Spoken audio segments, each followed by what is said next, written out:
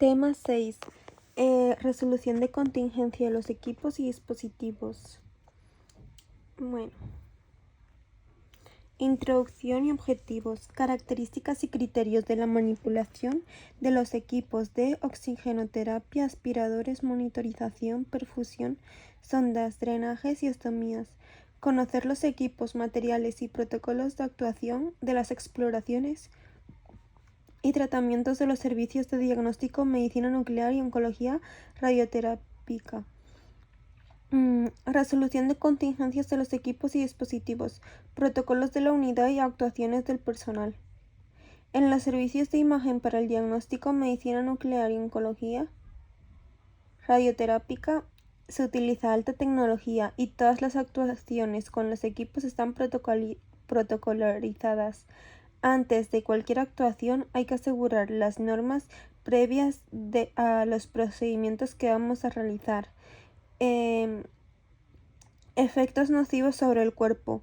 Pues están los efectos somáticos, que solo afectan a la salud del individuo irradiado, y los efectos hereditarios, que afectan a la descendencia. Vale.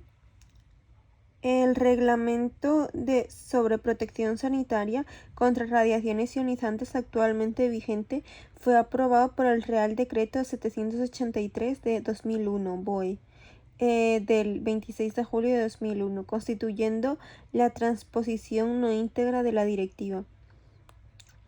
Vale. Resolución de protocolos de la unidad y actuaciones del personal. 1. Tiene por objeto establecer las normas relativas a la protección de los trabajadores y de los miembros del público. 2. Debe aplicarse a todas las prácticas que impliquen un riesgo derivado de las radiaciones ionizantes. 3. Aplicable a todo tipo de instalaciones nucleares y radiactivas, ámbito hospitalario, investigación, almacenamiento, transporte, etc. 4. El incumplimiento de estas normas de protección que somete a peligro a los trabajadores y el público está sometido a un régimen sancionador y multas de hasta 3 millones de euros. Vale. Material desechable y material reutilizable. Material desechable, aquel que tiene un único uso. Ejemplos: agujas, cánulas, guantes, sondas y gasas. Y material reutilizable, después de utilizarse se limpia, se desinfecta, esteriliza para volver a utilizar. Ejemplos: bisturís, sondas de endoscopia, etc.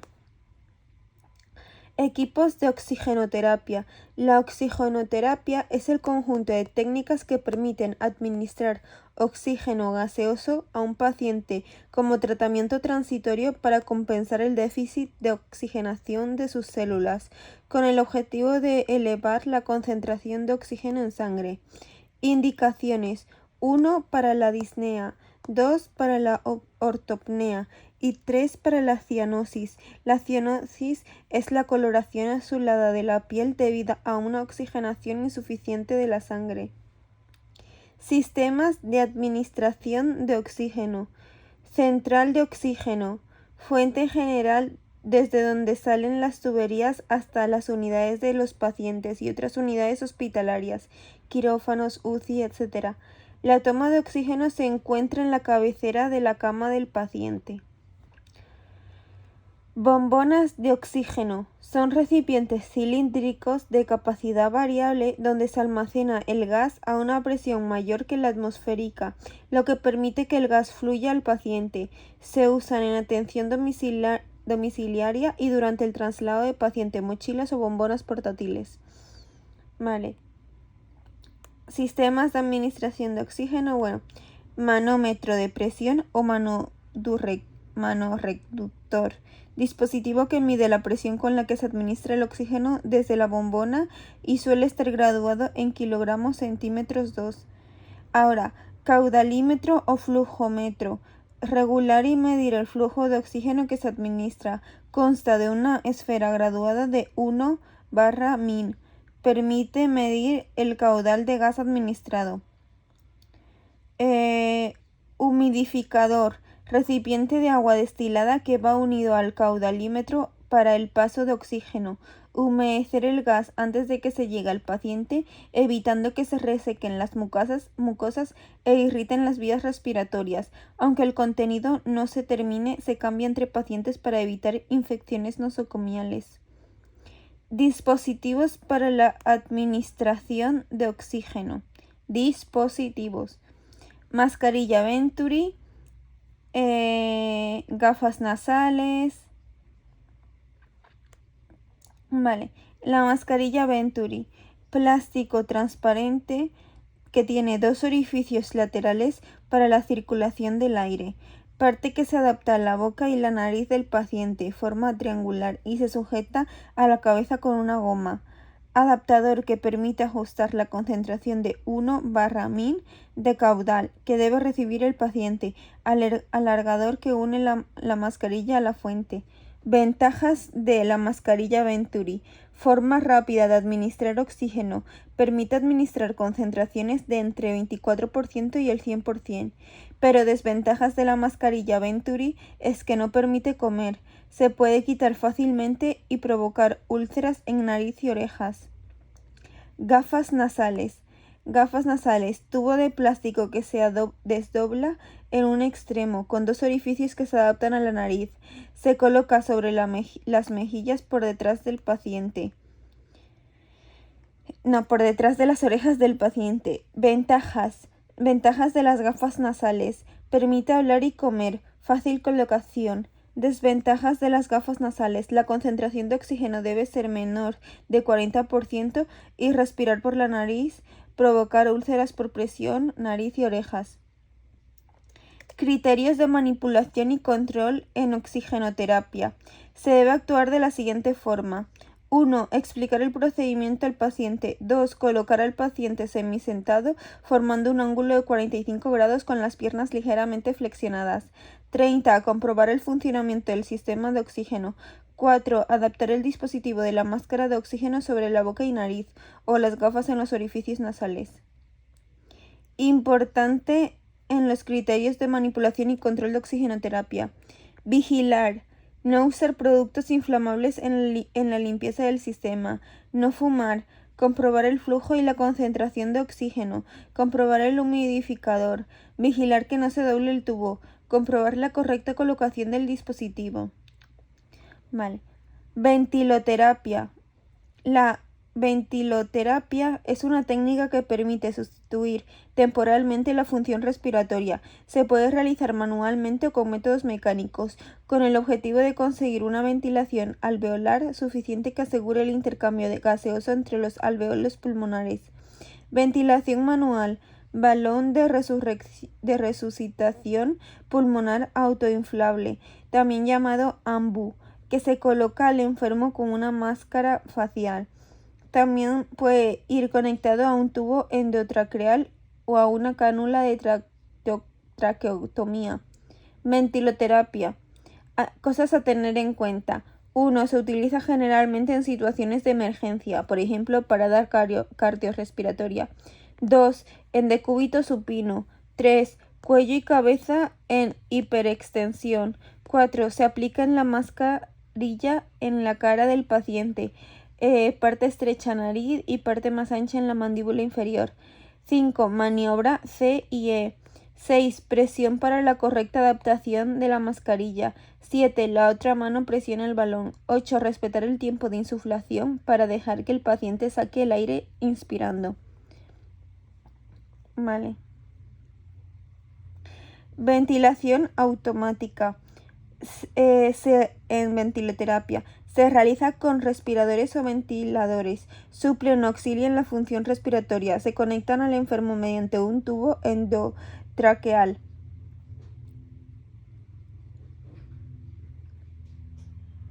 Aspiradores. Función: absorber líquidos y secreciones de un paciente. Aspirador quirúrgico. Tiene la función de aspirar la sangre en las intervenciones quirúrgicas, permitiendo visibilidad en el campo quirúrgico, conectado a un recipiente que recoge los residuos líquidos de la intervención quirúrgica. Aspirador de vacío central. extracción de secreciones del árbol traqueobronquial a través de la boca, nariz o traqueotomía, mantener la vía aérea permeable evitando el cúmulo de secreciones, obtener muestras para analizar y prevenir infecciones respiratorias. Vale. Equipos de monitorización y perfusión. Estos permiten controlar las funciones vitales de los pacientes: frecuencia cardíaca, frecuencia respiratoria, presión arterial, pulsioximetría. Vale. Equipos de monitorización y perfusión. La perfusión consiste en administrar una solución líquida por punción endovenosa con el fin de restaurar en el organismo las pérdidas de líquidos y electrolitos, controlar los niveles hemodinámicos del paciente y administrar medicación o contrastes. Se pueden administrar soluciones electrolíticas, suero fisiológico, glucosados o glucosalinos, diferente por ciento de sodio, glucosa y cloruro. Aportan agua y electrolitos. Soluciones medicamentosas suelen administrarse junto a los sueros. Soluciones o líquidos de sustitución: hematíes, plaquetas, plasma, sangre completa. Vale. Para administrar de forma intravenosa. Necesito inserción en la vena a través de un catéter intravenoso. Los más utilizados en diagnóstico por la imagen y en medicina nuclear y oncología y radioterapia son catéter venoso periférico, aguja rodeada por el catéter, material de plástico. La hoja se extrae al introducirlo en la vena, únicamente queda el catéter de plástico y muy utilizado para administrar el contraste en radiología. Vale.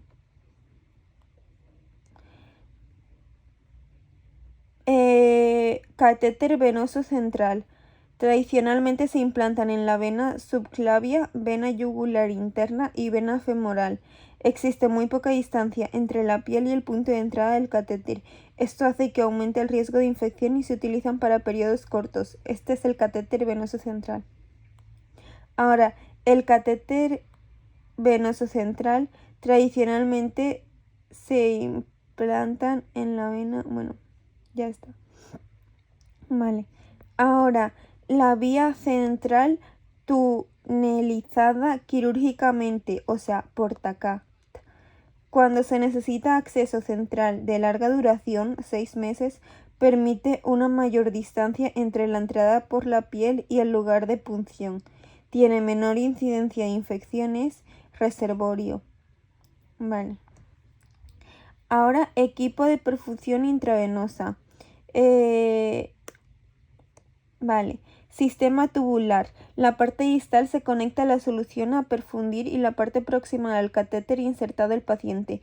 Cuenta con una llave reguladora para la velocidad de perfusión administrada. Vale. Equipos de monitorización y perfusión.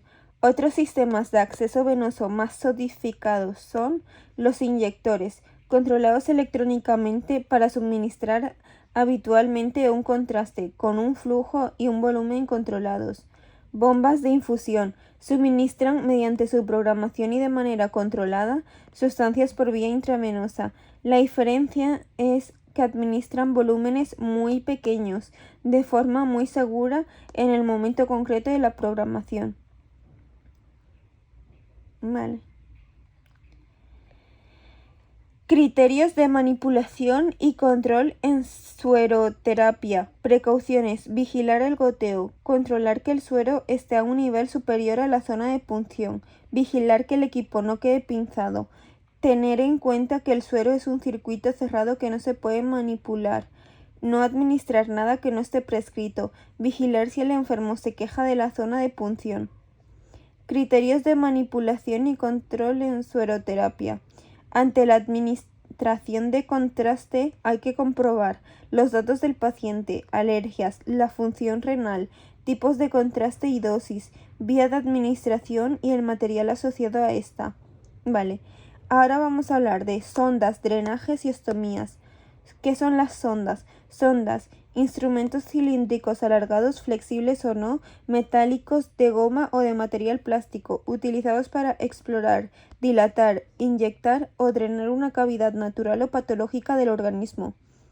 Referencias importantes: luces, una o más, extremo distal dentro del paciente, extremo proximal manipulable, igual a catéter, tubo, drenaje o cánula. Sondas. Las más habituales son las digestivas. Permiten la comunicación de las cavidades del aparato digestivo con el exterior. Nasogástrica, a través de la nariz hasta el estómago, es la técnica más habitual. Nasoduodenal, a través de la nariz hasta el duodeno. Nasoyeyunal, a través de la nariz hasta el yeyuno. ¿Vale? Sondas, las más habituales son las digestivas, permiten la comunicación de las cavidades del aparato digestivo con el exterior. Suelen medir entre 76 a 125 centímetros de longitud. Pacientes con sonda nasogástrica, ningún alimento por vía oral. Evitar realizar movimientos bruscos de la sonda, evitando así lastimar al paciente. ¿Vale? Drenajes. Las sondas también sirven como sistema de drenajes, temporales o permanentes. Sonda rectal, a causa de estenosis o tumoraciones. Drenaje rectal para la eliminación de heces, desde el ano al recto, hasta el recto. También para introducir contraste en el recto, pruebas radiológicas.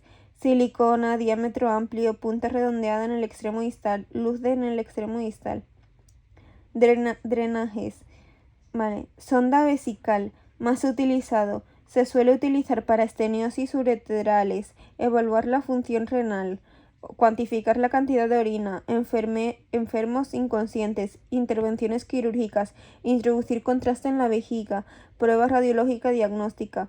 Las sondas también sirven como sistema de drenaje, temporales o permanentes, ¿vale? Ahora, sonda vesical. Los tipos de sonda vesical. 1. Sonda Robinson, utilizada en drenajes temporales. Sonda rígida de una sola luz con punta redondeada. Sonda vesical. 2. Sonda suprapúbica o Pecer. Útil después de intervención quirúrgica de resección de próstata, tumores o obstrucciones renales uretrales. Sonda semirrígida y recta, solo una luz y punta fungiforme, precisa de colocación quirúrgica desde el área suprapúbica hasta la vejiga.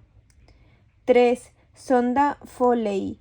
Sonda flexible con punta redondeada y 2 a 3 luces, la más utilizada temporal y permanentemente. Llenar el globo, agua o suero fisiológico, evitar movimiento, drenar la orina, irrigación de la vejiga. Vale. La sonda Foley, si es permanente, precisa de recambio y se utiliza en enfermos inconscientes, incontinencias urinarias, intervenciones quirúrgicas. Criterios de manipulación y control en drenajes. Bueno, lavarse las manos y utilizar guantes antes de manipular la sonda. Comprobar que el sistema está cerrado y estéril. No se puede manipular la sonda ni desconectarla. Vigilar en funcionamiento. Evitar obstrucciones o que la bolsa colectora esté llena completamente. Drenajes. Drenaje torácico. Eliminación de sangre, aire u otros líquidos del tórax hacia el exterior. Neumotórax, derrame pleural, postoperatorios de cirugía torácica. Se debe realizar con técnica séptica y posterior control radiográfico. El más usual es el Pleur-Evac. Pleur-Evac. El Pleur-Evac es un dispositivo de drenaje que evacúa aire, líquido o los dos desde la cavidad pleural. Permite la expansión pulmonar. Precauciones. Equipo siempre en posición vertical. Vigilar que los niveles de líquido sean correctos. No desconectar las conexiones. No realizar movimientos bruscos. Bueno, en los drenajes torácicos. Primero la columna de agua. Segundo el sello de agua. Tercero la cámara recolectora. Y ya. Osteomía. ¿Qué es una osteomía? Intervención quirúrgica mediante la que se practica una apertura u orificio artificial, estoma, en la pared externa para dar salida a una víscera al exterior, como el tracto gastrointestinal, los uréteres o la vía aérea. Existen intestinales, urinarias y aéreas. Osteomía. Osteomía gastrointestinales. 1. Gastrostomía sobre el estómago y está indicada en casos de desnutrición. Sirve para introducir nutrición enteral. 2. Yeyunostomía sobre el yeyuno y está indicada en casos de desnutrición. Sirve para introducir nutrición enteral. 3. Ileostomía sobre el ilion y está indicada en casos de colitis ulcerosa, neoplasias, Crohn y sirve para evacuar contenidos fecales. 4. Colostomía sobre el colon y está indicada en casos de neoplasias, diverticulitis, etc. Sirve para evacuar contenidos fecales. Osteomía aérea. La más importante es la traqueotomía, realizada por debajo del cartílago cricoides para mantener las vías respiratorias libres o para una obstrucción o tumor. Osteomía aérea. 2 componentes. 1. Cánula externa, fijada en el interior de la tráquea mediante un manguito que se hincha y le inmoviliza, alas externas a los 2 lados y una cinta que rodea el cuello. 2. Cánula interna. Por dentro de la cánula externa. Se puede obstruir por mucosidad y se debe limpiar, aspirar. Osteomía aérea. Criterios de manipulación y control. Para retirar la cánula, sujetar con una mano las alas de la cánula externa y al mismo tiempo tirar hacia afuera y hacia abajo la interna. Enjuagar con agua, limpiar bien la cánula por dentro y por fuera con un cepillo si es posible. Introducir de nuevo con suavidad hacia abajo y hacia adentro. Limpiar alrededor del estoma con solución antiséptica. Colocar gasas entre el estoma y las alas de la cánula externa. Dale. Unidad 7. Administración de radiofármacos. Administración de radiofármacos. Farmacología. Un fármaco es una sustancia natural o artificial, de naturaleza orgánica o inorgánica, que se utiliza en medicina o veterinaria para diagnosticar, prevenir o curar enfermedades. Todo fármaco contiene uno o más principios activos y uno o más excipientes. 1. Principio activo, fármaco, sustancia que produce el efecto del medicamento. 2. Excipiente, sustancia que, si bien no tiene efecto farmacológico, forma parte del medicamento y tiene función diversa. Actúa como vehículo del principio activo, permite conseguir la forma farmacéutica deseada, facilita la preparación, conservación y administración del fármaco. Farmacología. La forma farmacéutica es el medicamento en su formato original, es decir, es lo mismo que el medicamento final, pero sin el empaquetado, según su estado físico. Formas farmacéuticas sólidas: polvos, granulados, cápsulas, comprimidos, supositorios, óvulos. Formas farmacéuticas sólidas, semisólidas: pomadas, pastas, cremas o geles. Formas farmacéuticas sólidas, líquidas: soluciones, suspensiones, emulsión. Para su comercialización: fármaco comercial, medicamento cuyo nombre es un signo o denominación que pertenece a una empresa, lo identifica en el tracto mercantil y lo distingue de otros idénticos o similares.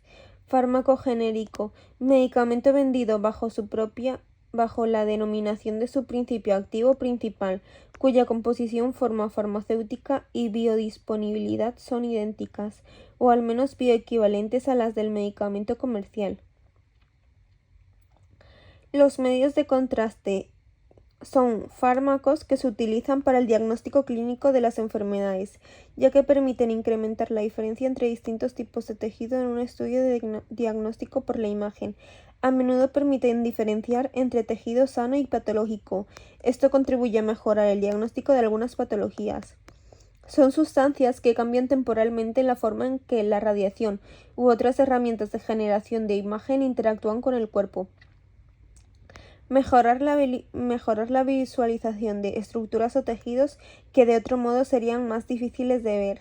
Los materiales de contraste ayudan a distinguir o contrastar las áreas del cuerpo seleccionadas de los tejidos circundantes, colaborando en el diagnóstico al favorecer la visualización de órganos, tejidos o vasos. No presentan efectos terapéuticos sobre la patología del paciente, aunque pueden presentar efectos como el resto de fármacos adversos. Principios de farmacocinética. La farmacocinética es una parte de la farmacología que estudia la evaluación de un fármaco en el organismo, que desde el mismo momento en que es administrado hasta que se elimina por completo del organismo. La ATME hace referencia a los pasos que sigue el fármaco desde que entra en el organismo hasta que se elimina por completo. Liberación, absorción, distribución, metabolismo y excreción. Principios de la farmacocinética. 1. Liberación. El principio activo se separa de la forma farmacéutica que lo contiene y queda disponible para su absorción. 2. Absorción. El principio activo se transporta hasta la sangre a través de diversas membranas. La zona de absorción depende de la vía de administración. 3. Distribución. El principio activo disuelto en la sangre es transportado hasta los órganos o tejidos en los que ejerce su acción.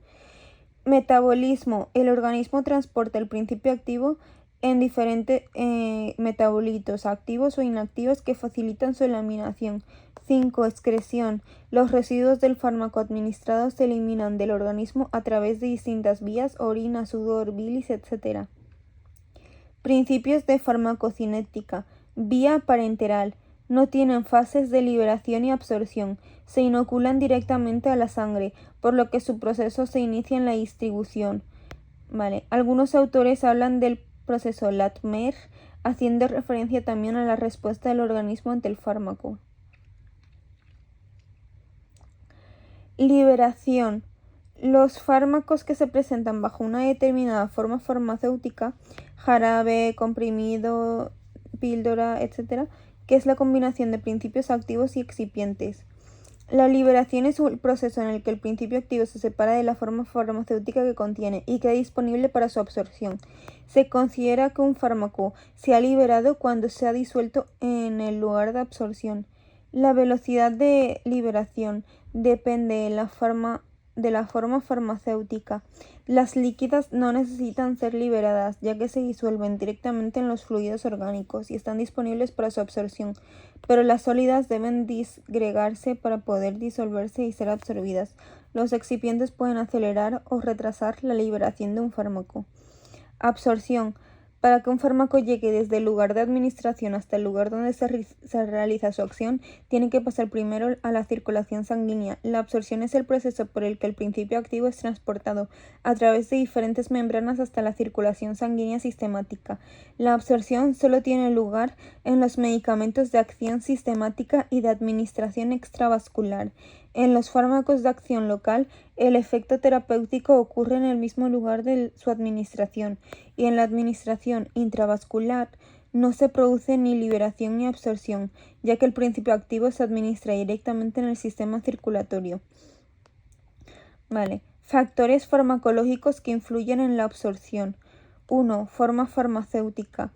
La velocidad de absorción de una forma líquida es mayor que la de una forma sólida, cápsula, comprimido. Líquida es como solución, jarabe, que primero debe desintegrarse. Las distintas formas sólidas tienen a su vez distinta velocidad de absorción. 2. Solubilidad del fármaco. Depende de la forma farmacéutica, las soluciones acuosas se absorben con mayor rapidez que las oleosas y ambas con mayor rapidez que las formas sólidas. 3. Concentración del fármaco. A mayor concentración del fármaco, mayor absorción. 4. Vía de administración. La velocidad de absorción está condicionada por las barreras que tiene que atravesar el fármaco para llegar a la circulación sistemática.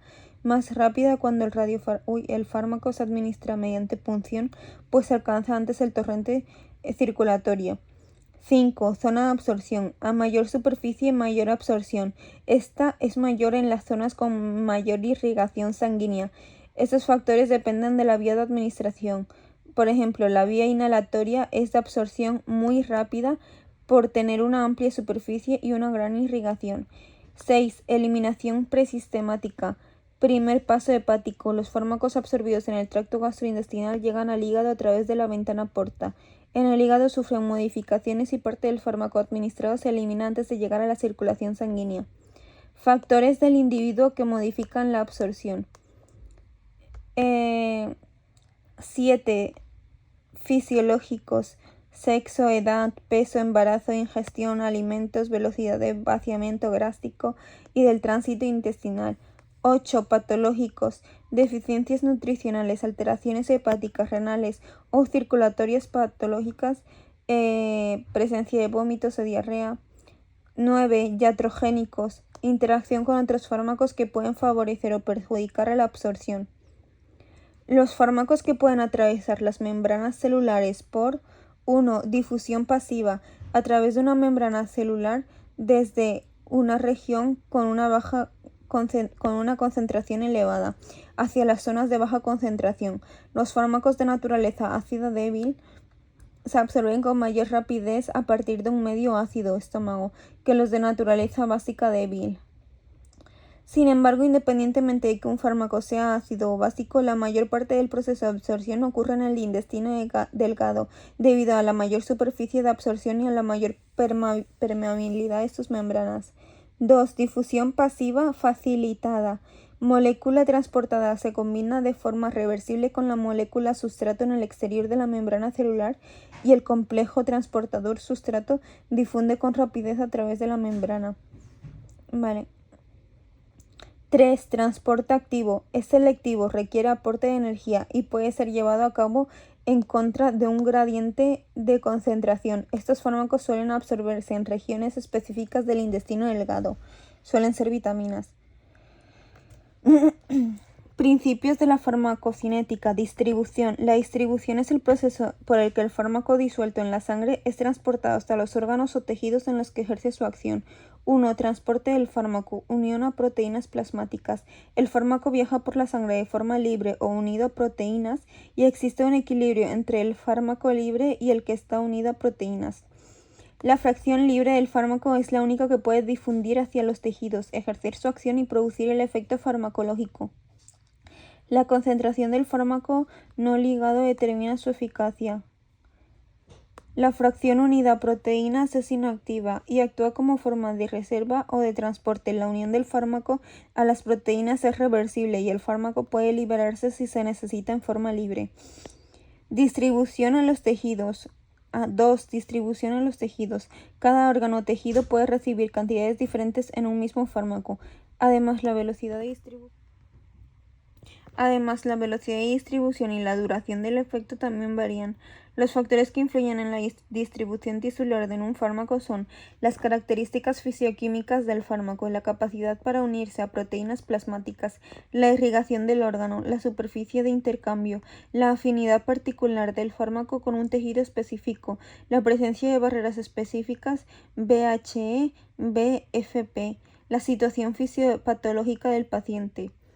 3. Barreras específicas que impiden la distribución, BHE y BFP. En el sistema nervioso central hay un complejo mecanismo de la barrera hematoencefálica que impide el paso de sustancias al sistema nervioso central para evitar daños neuronales. Este mecanismo dificulta la distribución de fármacos. Del mismo modo, la barrera fetoplacentaria, BFP, impide la distribución de sustancias tóxicas al feto.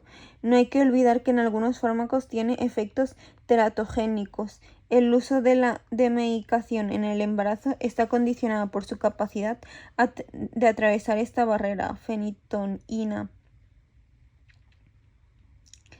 Vale. BHE. Los fármacos que llegan al sistema nervioso central a través de los capilares cerebrales y el líquido cefalorraquídeo, la penetración de los fármacos en este se encuentra restringida debido a sus características de permeabilidad. La barrera hematoencefálica, que está formada por el endotelio de los capilares encefálicos y la capa de astrocitos. Las células endoteliales de los capilares encefálicos parecen encontrarse unidas más estrechamente entre sí que las de otros capilares, lo que enlentece la difusión de los fármacos. La capa de astrocitos consiste en una capa de células gliales de tejido conjuntivo, astrocitos. El envejecimiento disminuye y la eficacia de la barrera hematoencefálica también, lo que facilita la penetración de sustancias en el encéfalo. Astrocitos. La función de los astrocitos en la barrera hematoencefálica no se conoce bien, pero hay evidencias que inducen propiedades de barrera en las células endoteliales mediante la liberación de algunas sustancias. Vale. Metabolismo biotransformación. El metabolismo biotransformación es el conjunto de reacciones bioquímicas que sufre el fármaco en el organismo y que acaban por transformarlo. El sitio principal del metabolismo de los fármacos es el hígado. Los fármacos suelen inactivarse al ser metabolizados. Existen enzimas metabólicas en muchos tejidos, pero son especialmente abundantes en el hígado. La velocidad del metabolismo de los fármacos en los distintos individuos depende de factores genéticos, enfermedades concomitantes, hepáticas crónicas, cardíaca avanzada, sexo, edad, interacciones farmacológicas. Vale. Objetivo de la metabolización: conseguir mayor solubilidad del fármaco y eliminarlo. Hígado, 2 fases. Fase 1. Modifica o elimina, rompe el fármaco. Reducción, reductasas, oxidación, oxidasas o hidrólisis, esterasas. Un grupo funcional, más fáciles de eliminar por vía renal o hepática. Fase 2. Conjunción de sustancias endógenas, ácido glucurónico, sulfato, glicina, reacciones de carácter sintético, glucuronil transferasa, o sea, CREA.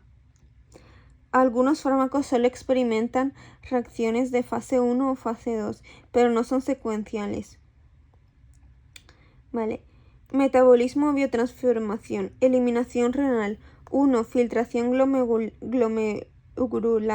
Primera filtración en el glomérulo. 2. Resorción tubular. Túbulo proximal. Sustancias liposolubles pasan a la sangre por difusión pasiva. Sustancias ionizadas. Transporte activo. 3. Secreción tubular. Túbulo distal. Solo transporte activo. Si la concentración del fármaco en sangre es elevada, más rápido la eliminación. Excreción. La excreción es un proceso por el cual los restos del fármaco del metabolismo son eliminados del organismo y expulsados al exterior. Renal. Biliar, digestiva. El fármaco se metaboliza en el hígado, se elimina con la bilis y llega al intestino. Una vez allí, el fármaco puede reabsorberse de nuevo o eliminarse por las heces. Pulmonar. Por la respiración se elimina parte de algunos fármacos con los anestésicos. Leche materna. Durante la lactancia, algunos fármacos liposolubles son excretados con su leche. Vale. Otras vías secundarias de eliminación son diversos fluidos como el sudor, la saliva o el semen. Tipos de contrastes. Uso de contrastes. Incrementar la diferencia entre distintos tipos de tejido. Ejemplo, sano y patológico. La eficacia del contraste se basa en su especificidad. Podemos distinguirlos según sus características fisioquímicas. Distribución. Tipo de exploración. Tipos de contraste. Características fisioquímicas. Contrastes negativos. Aire, dióxido de carbono, aire CO2. Atenúan los rayos X menos que los tejidos blandos. Al absorber poca radiación, se ven radiolúcidos. O sea, los contrastes negativos se ven negros y los contrastes positivos se ven blancos. Contrastes positivos. Bario, yodo. Atenúan los rayos X más que los tejidos blandos, viéndose radioopacos, blancos. Se dividen en hidrosolubles y no hidrosolubles. Después están los neutros o bifásicos, utilizados para distender y rellenar el tubo digestivo. Según su distribución, contrastes gastrointestinales sirven para evaluar alteraciones en la pared y en la luz del tubo digestivo. Pueden ser positivos, negativos o bifásicos y pasan de positivo a negativo o viceversa. Los positivos son de bario, se usa exclusivamente para el estudio del tubo digestivo, se administra en forma de sulfato de bario, ¿vale? Y que se administra como suspensión, vía oral o rectal. Vale. El yodo. El yodo atenúa mucho la radiación. Es un contraste positivo e hidrosoluble. Se administra por vía oral y se absorbe en el tubo digestivo hasta un 5% que será eliminado por vía renal. Se utiliza ante sospechas de perforación esofágica y si no se ve extravasación. Se repite con bario para diagnosticar pequeñas fugas. También se utiliza como contraste para TC administrado por vía oral, aunque se puede administrar por enema para opacar el colon. Vale.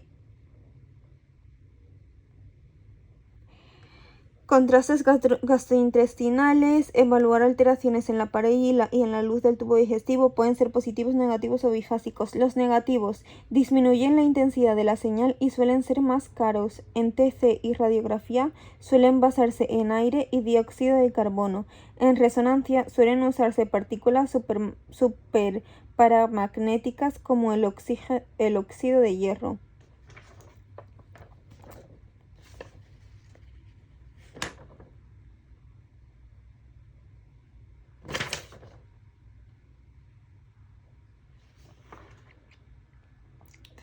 Vale.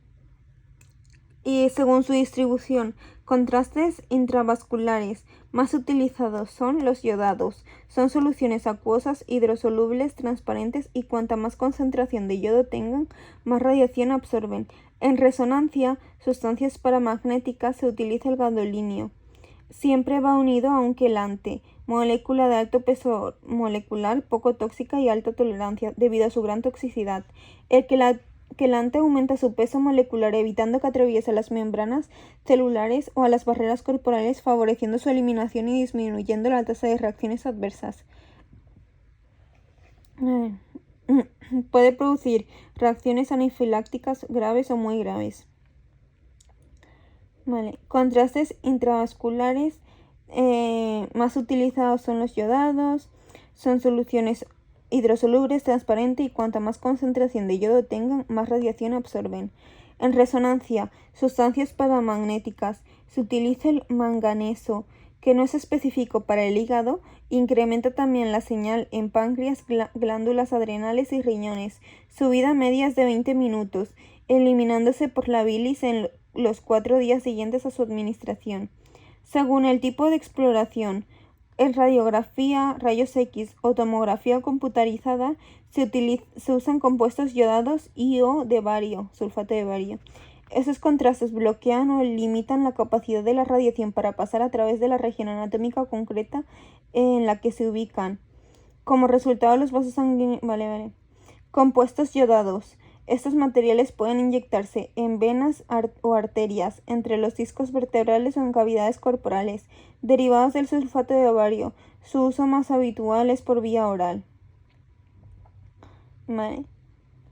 2. Resonancia magnética. El contraste clave en resonancia magnética es el gadolinio, aunque también pueden usarse compuestos derivados del manganeso o del hierro.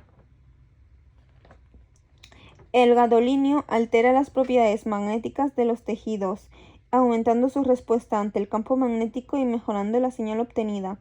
3. Ecografía. El objetivo de los contrastes será aumentar la señal que recibe el transductor, hexafluoruro de azufre. Según el tipo de exploración, 4. Medicina nuclear. No utiliza contrastes, sino isótopos radioactivos, radioisótopos o radionucleidos naturales o artificiales. Los de origen artificial se generan en reactores nucleares y presentan dos propiedades que los hacen útiles en la práctica clínica. Sus propiedades químicas son las mismas que las del elemento no radiactivo. Su comportamiento biológico y su metalización en el organismo no cambian. Cuando los radionucleidos se desintegran, emiten radiación. Esta emisión radiactiva puede ser captada desde el exterior por una cámara gamma. De esta forma se puede captar la localización y distribución del fármaco. Vale. Para que alcance el órgano que se va a estudiar debe unirse a otra molécula que tenga afinidad por el órgano diana. A este procedimiento de unión de las dos moléculas se le llama marcaje y el resultado se denomina radiofármaco o radiotrazados. El tecnecio se utiliza en más de un 90% de los procedimientos en medicina nuclear. Tiene radiación gamma, lo que lleva a penetración pero poca actividad lesiva y tiene un periodo de desintegración de 6 horas. Vale. Técnicas de administración y material. Los materiales de contraste entran al cuerpo en una de las siguientes de 3 formas: vía parenteral, vía oral o vía rectal, enema. Vía oral, tragado, y vía parenteral, sangre. Tras el estudio de los contrastes absorbidos y eliminados por el cuerpo, normalmente a través de la orina o de las heces. Vía oral, tragado. Para conseguir mayor distensión, más relajantes musculares, en TC, para realizar pruebas, abdomen superior, en todos los casos suele estar indicado beber 500 a 1000 mililitros de agua los 15 minutos previos a la TC, siendo fundamental respetar el tiempo entre los dos tipos de sustancia para evitar que se mezclen. Los contrastes yodados para el estudio gastrointestinal, como rayos X, se administran por vía oral. Suelen eliminarse por vía renal. Vía rectal. El mismo contraste se puede administrar en forma de enema para hacer más opaco el colon. Los contrastes gastrointestinales negativos, como el aire y CO2, se introducen por vía rectal o se administran en forma de cápsulas y se toman por vía oral, produciendo gas en el estómago. Vía parenteral. La vía parenteral es la más utilizada y conlleva la punción del paciente.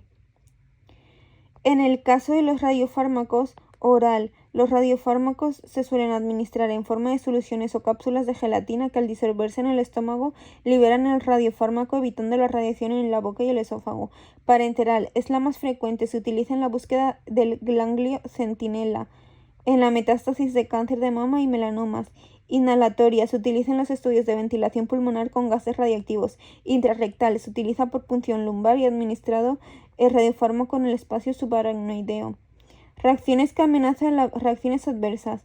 Reacciones que amenazan la vida. Ocurren inmediatamente en los primeros 20 minutos tras la inyección administración del contraste. Reacciones agudas. Aparecen en los 30 o 60 minutos. Tardias, desde 1 hora hasta 7 días. Fibrosis nefrogénica. Muy tardías. Transcurridos los 7 días. Fibrosis nefrogénica. Reacciones adversas. Materiales de contrastes son fármacos seguros, pero no están libres de efectos secundarios. Las reacciones más graves o poco comunes son alergias, de los problemas más habituales. Por ello, importante conocer alergias. Si padece anteriormente alergias, tiene 2,5 veces más de padecer una reacción anafiláctica. Los pacientes de alto grado de alergia son propensos a desarrollar alergias. Si el paciente es alérgico, se suministran fármacos para que se pueda someter al contraste para disminuir el riesgo de reacción alérgica. Recomendación: aumentar la ingesta de líquido tras la prueba para favorecer la eliminación del contraste. Contrastes de bario. Material inerte, no se metaboliza. Al administrarse por vía gastrointestinal y no absorberse, se elimina rápidamente. No suele presentar efectos adversos. Solo se recomienda beber agua porque produce estreñimiento. Recomendaciones: si en los días siguientes a la prueba hay malestar gastrointestinal, dolor, diarrea, dolor estomacal o incluso urticaria y piel enrojecida, acudir al médico. El estreñimiento, la deshidratación y la fibrosis quística dificultan la eliminación del contraste. Contrastes yodados. Mayor posibilidad de efectos secundarios. Están los leves, que son náuseas, vómitos, dolor de cabeza, picazón, calores súbitos, irritación moderada de la piel o urticaria. Moderadas: irritación severa de la piel o urticaria, sibilancia, ritmos cardíacos anormales, presión sanguínea alta o baja, dificultad para respirar. Severas: dificultad para respirar, paro cardíaco, hinchazón de la garganta, convulsiones, presión sanguínea baja. Porcentaje muy pequeño de pacientes puede desarrollar una reacción retardada con una irritación que puede ocurrir horas o días después de la prueba. Contrastes yodados. Pacientes con función renal comprometida. Si se puede evitar, no administración de contrastes yodados por vía vena o arteria, porque hay un riesgo de desarrollar nefropatía inducida por contraste, empeoramiento del daño preexistente en el riñón. Por ello, en algunas situaciones, los materiales de contraste yodados se sustituyen por el bario de administración oral. Reacciones adversas. Contrastes de gadolinio. Menos probable que se produzca una reacción alérgica al contraste de gadolinio que al yodado. suelen ser de tipo moderado y fácilmente controlables. Las reacciones adversas severas son raras. Ocasionalmente producen urticaria y picazón de ojos. Contrastes de gadolinio. Pacientes con problemas renales, fibrosis nefrógena sistémica, engrosamiento de la piel, órganos y otros tejidos, etopatogenia desconocida, solo en común insuficiencia renal, bajo filtrado glomerular, activación de macrofármacos, liberación de... Bueno, eso. Pacientes con problemas renales, fibrosis nefrogénica sistemática, clínicamente engrosamiento y endurecimiento de la piel asociado al dolor, debilidad muscular, dolor óseo y articular, discapacidad severa. Con el tiempo pueden darse a pérdida de flexibilidad, limitación de movilidad.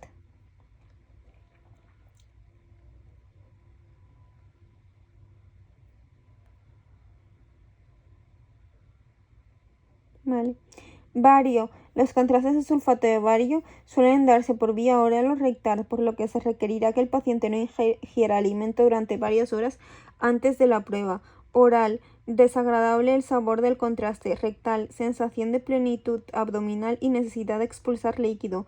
Aguantar hasta que desaparezca la sensación. El contraste de bario se elimina por las heces. Normal. Experimentar cambios en los patrones intestinales. Yodo. Sensaciones que experimentan los pacientes.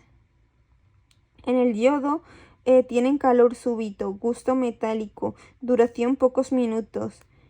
En el bario, oral, desagradable sabor, rectal, sensación de plenitud abdominal y necesidad de expulsar líquido. Vale.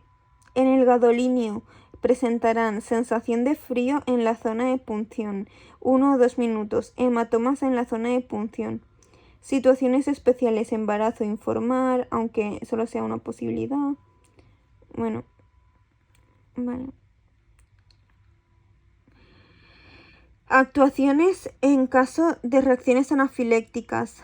Parada cardiorrespiratoria. Las reacciones muy graves pueden provocar,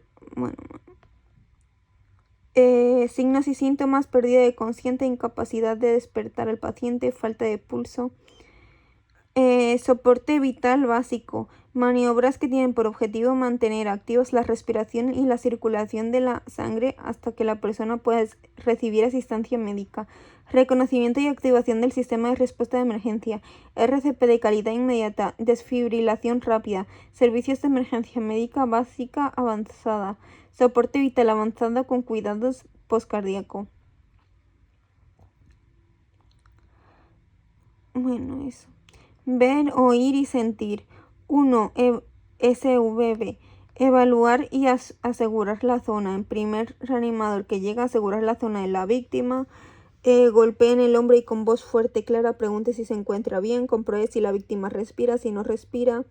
Active el SEM. 2. Activación del sistema de respuesta de emergencias y obtención de un DESA. 3. Comprobar el pulso, no tardar más de 10 segundos, localizar en la arteria carótida. 4. Ciclos de 30 compresiones torácicas y 2 ventilaciones, RCP. Se debe usar la relación compresión-ventilación de 30 compresiones y 2 ventilaciones cuando se realice la RCP. De cualquier edad, las compresiones torácicas deben aplicarse fuerte y rápido, una frecuencia mínima de 100 compresiones por minuto, permitiendo que el tórax se expanda completamente después de cada compresión y reduciendo al mínimo las interrupciones entre compresiones. 4. Ciclos de 30 compresiones torácicas y 2 ventilaciones. La víctima debe estar en decúbito supino. Comprimir el tórax al menos 5 centímetros, no sobrepasando los 6 centímetros, 100 cpm. Asegurar la expansión completa del tórax y reduzca al mínimo las interrupciones. Vale. Apertura de la vía aérea para realizar las ventilaciones, extensión de la cabeza y elevación del mentón. Vale. 5. Ventilación boca a boca, maniobra frente mentón. Elevo el mentón hacia arriba. con el pulgar índice en la mano situada, cierre la nariz de la víctima, selle la boca de la víctima con la boca, realice 2 respiraciones, expire durante 1 segundo en una de ellas. Observar si hay elevación torácica en cada ventilación. Si no hay elevación torácica a los 10 segundos, vuelva a comprimir rápido y fuerte el tórax. Tracción mandibular y mascarilla. 6. Uso del DESA. Detectan los ritmos desfibrilables. Taquicardia ventricular sin pulso y fibrilación ventricular. Enciende el DESA. Coloque los parches sobre el tórax y no permita que nadie se acerque a la víctima. Siga las instrucciones del DESA. Pulse el botón de descarga. Si no se realiza la descarga, el DESA indicará. Vale. Para lactantes, hay que realizar 15 compresiones y 2 ventilaciones. Llame al número de emergencia y busque un DEA. Si el bebé no responde y no respira o solo jadea y boquea. Ponga 2 dedos de una mano en el esternón justo por debajo de la línea mamilar. Comprima el tórax durante lactante unos 4 centímetros a una frecuencia mínima de 100 compresiones por minuto. Tras cada compresión, deje que el tórax se insufle después de cada compresión. Síncopes. Pérdida brusca, completa y transitoria de consecuencia asociada a una pérdida de tono muscular. Síncope neurocardiogénico, vasovagal o reflejo, más frecuente en todos los grupos de edad y se debe a una estimulación por diversas causas del nervio vago, reducción de la frecuencia cardíaca, vasodilatación, llega menos sangre al cerebro provocando una pérdida de conciencia. Los factores desencadenantes pueden ser muy diversos. Levantarse muy rápido, estar de pie o sentado durante mucho tiempo, estrés emocional, dolor, calor, ayuno prolongado, ansiedad, visión de la sangre, aglomeraciones. 2. Síncope por hipotensión ortostática. Se produce en personas que se levantan rápidamente tras estar un tiempo sentadas o tumbadas. La sangre se ha distribuido según la posición y al levantarse de golpe hay una disminución momentánea del flujo sanguíneo al cerebro. 3. Síncope cardiogénico. Se debe a alguna patología cardíaca y suele producir con el esfuerzo o tras notar palpitaciones o dolor torácico. Entre las patologías que pueden causarlo destacan las arritmias, embolia pulmonar y insuficiencia cardíaca. 4. Síncope neurológico. Se debe a una alteración del sistema nervioso. Una de las patologías más habituales es el ictus, un accidente cerebrovascular que deja parte del cerebro sin irrigación. Características fisioquímicas. Tipo de contrastes. Contrastes negativos. Contrastes positivos, neutros y bifásicos. Contrastes negativos. Aire, gas, oxígeno, dióxido de carbono. Atenuación de rayos X. CB, negro, radiolúcidos. Contrastes positivos. Bario, yodo, gadolínio. CB, radio opaco, blanco. Neutros. Agua, metilcelulosa, politeliglicol, monitol. Radiolúcidos, radioopacos. Bifásicos, agua, metilcelulosa, polietilenglicol, manitol. Radiolúcidos, radioopacos, se pueden ver. Según su distribución gastrointestinal, positivos, negativos y bifásicos. Positivos, bario, yodo, gadolinio. El bario y yodo se utilizan para rayos X y el gadolinio para resonancia magnética. Administración y utilización. El bario se administra por vía oral o rectal, uso para paredes y vías digestivas. El yodo, vía oral, intravenosa y rectal, usado para sospechas de perforación esofágica. Gadolinio se administra intravenosa, uso general, cerebro, hueso en resonancia magnética. Negativos, aire, gas, oxígeno, dióxido de carbono. Se administran por sonda y se utiliza para ensanchar. Bifásicos, agua, metilcelulosa, Intravascular. Ejemplos: gadolinio, magnesio y yodo. El gadolinio. Administración y utilización. Vía intravenosa. Se usa en resonancia magnética. Produce más efectos secundarios. Va unido a un quelante. El manganeso. Vía intravenosa. Uso en resonancia magnética para ver páncreas, glándulas adrenales y riñones. vida de 20 minutos y su eliminación por la bilis. Yodo se administra vía oral o rectal. Uso en TC o rayos X. Para fugas produce más reacciones adversas que el gadolínio. Según el tipo de exploración, radiografía y TC, se utiliza el yodo y el bario y se administra por vía oral o rectal. El bario no se absorbe y el yodo sí. En resonancia magnética, el gadolínio y derivados del manganeso o hierro. Vía intravenosa ambas. Medicina nuclear, tecnecio. Se administra vía oral o intravenosa. Utiliza radiofármacos que lo localizan. Ecografía, hexafluoruro de azufre. Se administra vía urinaria o oral. No utiliza contrastes.